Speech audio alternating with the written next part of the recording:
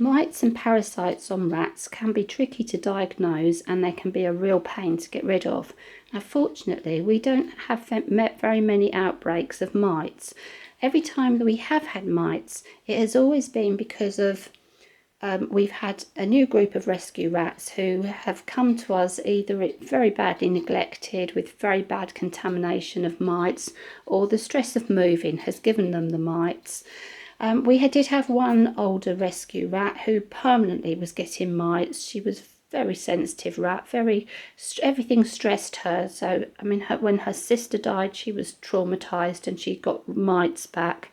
So, if you have a rat that is particularly sensitive and prone to stress, then that's something to remember.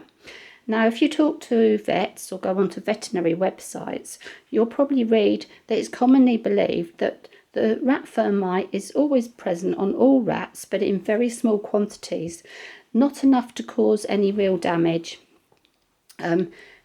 So that is something to be aware of, that your rat may always have a few little mites, even if you can't see them.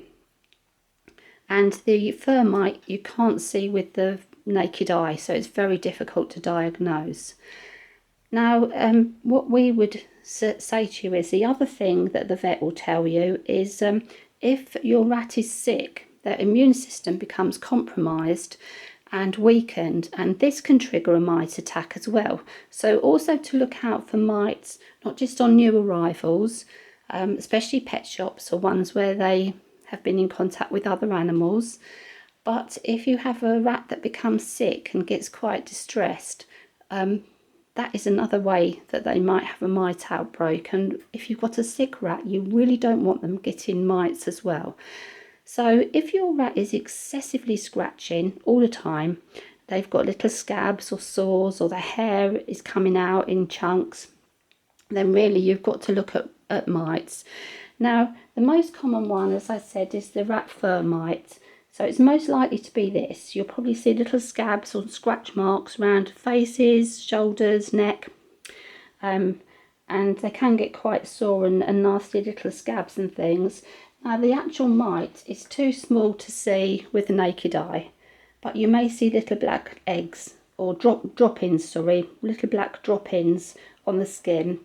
Now, even the vet will tell you it's really hard to diagnose. They might suggest a little scrape of the skin, which is not particularly pleasant for your rat, or they may suggest the adhesive tape test, where you put a bit of sticky tape onto the rat and then pull it off. That is quite painful for the rat because you can pull in their hair, so I would always avoid that one. It's easier if you suspect mites that you treat for rat fur mites and try and get rid of them. And then if the problem persists, then you will need to go back and have a look. Most of the treatments will kill all of these different parasites, internal and external, so you can do it all with one thing anyway. I've never ever seen this in a rat, but there are ear mange mites which cause horrible crusty scabs on the ears, tail, nose, and even the feet sometimes. I've seen pictures of it. Looks very, very nasty. And the little mites that cause that, they actually burrow into the skin, so they're not visible. Now, tropical rat mites, apparently the least common.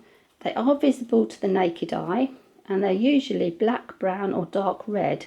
Now, these are the real pain to get rid of because they don't live on the rats, but they live in the cage, in the little cracks around the cage. And I've been told that they are the most difficult to get rid of. Now, lice is another thing that rats can get. Usually there's not little scabs, but it's fur loss and scratching, again back and shoulders. Now, they are easily visible, yellow or light brown, and have little silver eggs. So the other thing is, people think rats have fleas, or they might get fleas and ticks. Everyone associates fleas with rats because of the plague. Well, your domesticated rat is not going to get fleas unless you have a cat or a dog. If your cat or dog has fleas or ticks, your rat may get them. But they're not going to get them unless they've caught them from your cat or your dog. So the most important thing is to get a spot-on treatment from your vet.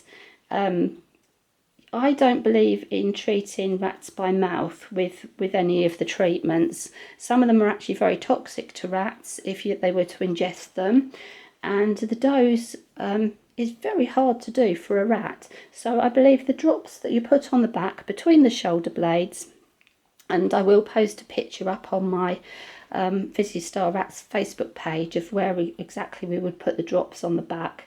I believe that's the best way.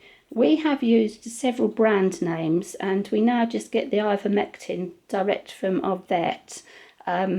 We've always bought our mite treatment from the vet, by the way. The ones that you buy in the shops, I don't believe they're as strong, but we use ivermectin. If you live in America, you will probably get Revolution, or you may get Advocate. I hope I pronounced that right, by the way. Now, I've had to do some research on that lately, just recently, because I didn't know much about it. Now, the Advocate is quite tricky to use, and you have to make sure that your rats do not ingest it. So what I'm actually going to do is do another little video about the actual treatments, because on this one I want to talk more about actually getting rid of them, preventing them from coming back and killing them in your cage. Now, the first thing you're going to have to do when you've treated your rats is you're going to have to clean and scrub your cage, every single thing that you use with your rats. And once you've done that, you've got to stop them coming back. So you need to follow the full treatment, which is usually repeated 2 weeks later, and then again 2 weeks later, but follow your vet's advice. Always look at, why did my rat get this? Was it stress? Was it illness? Did it come from another animal? Did it come from contaminated bedding? Now, this is a real tricky one, because a lot of people will tell you to freeze your bedding. Now, I personally don't do that, because if you freeze your bedding and your food, you're then going to get condensation and possibly mould spores, which are also highly dangerous for rats. So what we do is we check all our bags of bedding. We will not buy a bag of bedding that has been ripped open, because that could easily be contaminated in warehouses by wild rodents. And our food, I know a lot of food has little air holes punched in it. So what we do is we always have 2 months supply of food and bedding, and we will do this in a rotation. So if you look at the life cycle of the rat fur mite, it's roughly 24 days.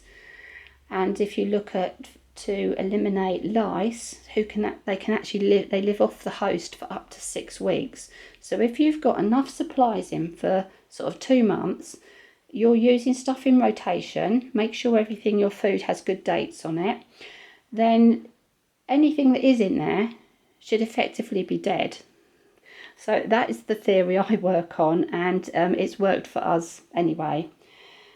So the thing that I would say to you, first of all, you're going to have to discard anything that is made of cardboard or paper.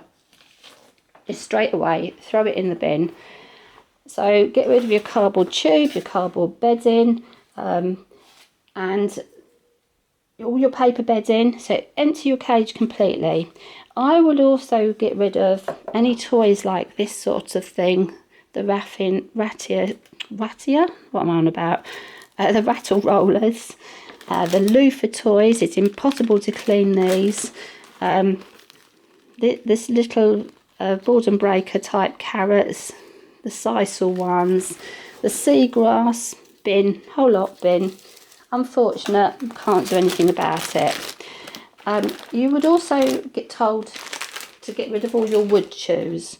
Now, with this cheap wood chews, that's fine, just bin them. I mean, they're about £1 for 4, so it's not going to kill the bank to replace those.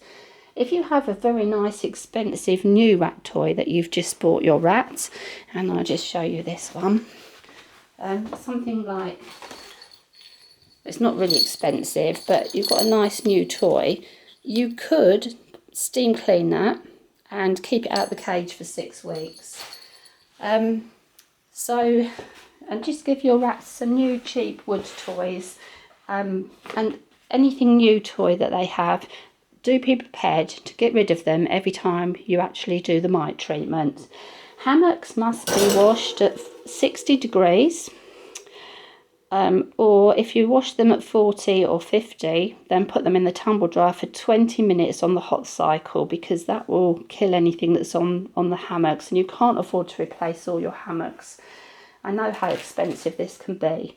Now the actual cage, what we would do, it's a really good idea, we take your cage all apart obviously, and you're going to wash it out. Now you'll be told various things. Oh, don't forget to do your food bowls and your water bottles as well. Some people will tell you to wash it out with washing up liquid. Now I do use washing up liquid for my bowls, method washing up liquid. Never use that for my actual water bottles, and I wouldn't use any antibacterial ones or ordinary washing up liquids. I only use the environmentally friendly, and I rinse again, lots and lots of hot water. The other thing that I've always used to clean my cages is small animal shampoo. That's obviously safe for small animals, but again, rinse and rinse again. These are cleaning, they won't disinfect. Actually, just check this one. Yes, and this is just a cleaner rather than a disinfectant. If I have mite outbreak, then you can use lemon juice. This is a bottle, but it's best to use fresh lemons or fresh limes, because the juice is an antibacterial and antifungal. Never ever, please, never use bleach. Bleach is extremely harmful. You cannot get rid of the smell. It's very dangerous to a rat's lungs.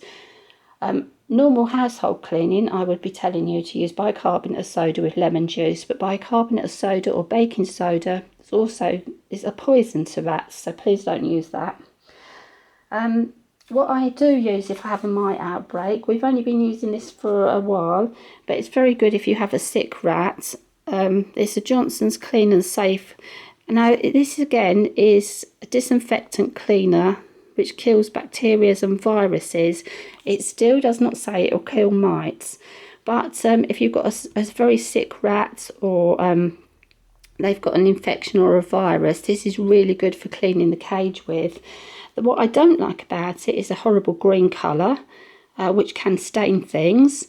And the other thing I don't like is, it says safe to use with small animals, but I would always rinse this very, very well. It does say do not spray directly onto the animals. And it does stain. And what does it say here? It may cause an allergic reaction. Keep away from fish. So I'm not happy about using that, and also it's probably tested on animals, so that's a bit cruel really to test it on animals, but I guess a lot of companies do that. If you know of a safe animal cleaner that's not tested on animals, let me know. So that says leave for up to 15 minutes and you'll find that most household disinfectants and cleaners do take 5 to 15 minutes to actually work. So after that time, you would have to completely clean out lots and lots of very, very hot water. If you're using the lemon juice, you can put it into one of these little cheap atomizer spray bottles, and that will spray right into the corners. And they're very cheap at Poundland. If you can get your cage into bits in the bath or the shower, you can spray with very hot water. But that isn't enough, because we're not using a powerful cleaner, and never use household pest cleaners because they are going to damage and be harmful to your rats. So, I mean, once I've emptied everything, my first thing I would actually do would be to hoover, especially around all the corners. When I've done all my cleaning, my last thing that I would do, and don't forget, it's all your floor toys as well, like tubes and things have got to be cleaned. The last thing I would then do is get my steam cleaners out. Now, there's a large one for the floor, because don't forget all your soft furnishings, everywhere your rat plays must be thoroughly cleaned, and I don't use chemicals on my carpet. I give a really good steam clean on absolutely everything. I steam clean the walls behind the cage. I do everything with a steam cleaner every week. And I also have my little steam cleaner, which is my little compact one, which is really great for getting into the cage. You've got various attachments that you can do the bars with, little brushes that you can get into corners, and the little directional steam, which also gets into corners. So clean again, keep your rats safe. And I think that's probably about all I can say about mites at the moment that I can think of. But I will do another little video on actually using the drops, because I think that subject will get lost amongst this video, and also I need a rat to do that who would have got bored and run away by now. So I will see you again soon with another short video, and I hope this has helped you just to understand a little bit about mites, why you might get mites, and how to eradicate them without making your rats ill.